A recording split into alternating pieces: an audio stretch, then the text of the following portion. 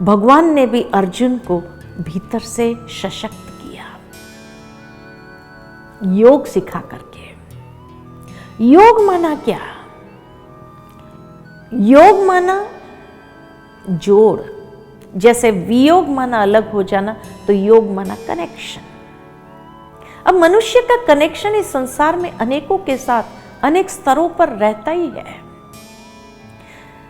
जब हमारा कनेक्शन, संबंध भौतिक चीज वस्तुओं के साथ है और व्यक्ति के जीवन के अंदर भौतिक सुख सुविधा के साधन आने लगते हैं, तो लोग यही कहते हैं इसके जीवन में भौतिक योग है। ठीक इसी तरह जब हमारा संबंध समय के साथ होता है और कोई कार्य अचानक समय पर हो जाने लगे, तो यही कहते समय का संयोग था जो ये कार्य हो गया।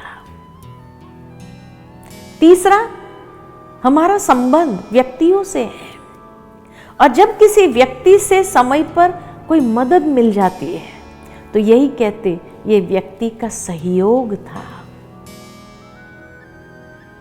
इसी तरह किसी के जीवन में कोई इष्ट देव की कृपा होने लगती है, तो यही कहते हैं कि इसके जीवन में एक दैवी योग चल रहा है।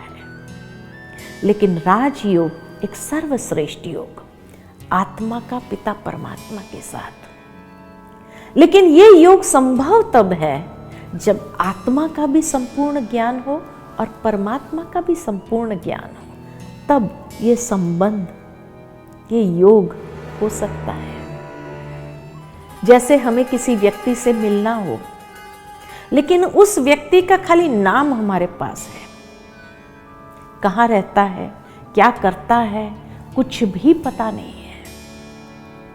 प्राप्ति पता है, ये व्यक्ति को मिलने से ये मिलेगा, लेकिन वो कहाँ मिलेगा, कैसे मिलेगा, उसको मिलने की विधि क्या होगी, ये मालूम ही ना हो, तो शायद आप सारे संसार भटकते रहेंगे लेकिन उस व्यक्ति को नहीं मिल पाओगे।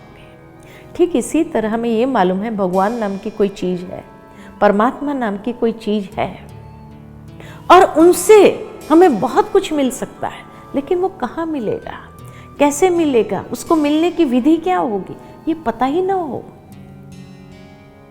स्रोत है, जिस स्रोत से हमको बहुत कुछ मिल सकता है, खूब ऊर्जा प्राप्त हो सकती है, लेकिन कैसे होगा ये मालूम ही ना हो, तो कैसे मिल पाओगे। इसीलिए आवश्यकता है कि योग माना ही उस परम स्रोत के साथ संबंध जोड़ना, और ये राजयोग, इसको राजयोग इसीलिए कहा गया है कि सर्वश्रेष्ठ हस्ती के साथ योग है। परमात्मा परम स्रोत सर्वश्रेष्ठ हस्ती के साथ। दूसरा, इसको राजयोग इसलिए कहा जिसकी विधि सर्वश्रेष्ठ है, और तीसरा इसको राजयोग इसलिए कहा जिसकी प्राप्ति सर्वश्रेष्ठ है।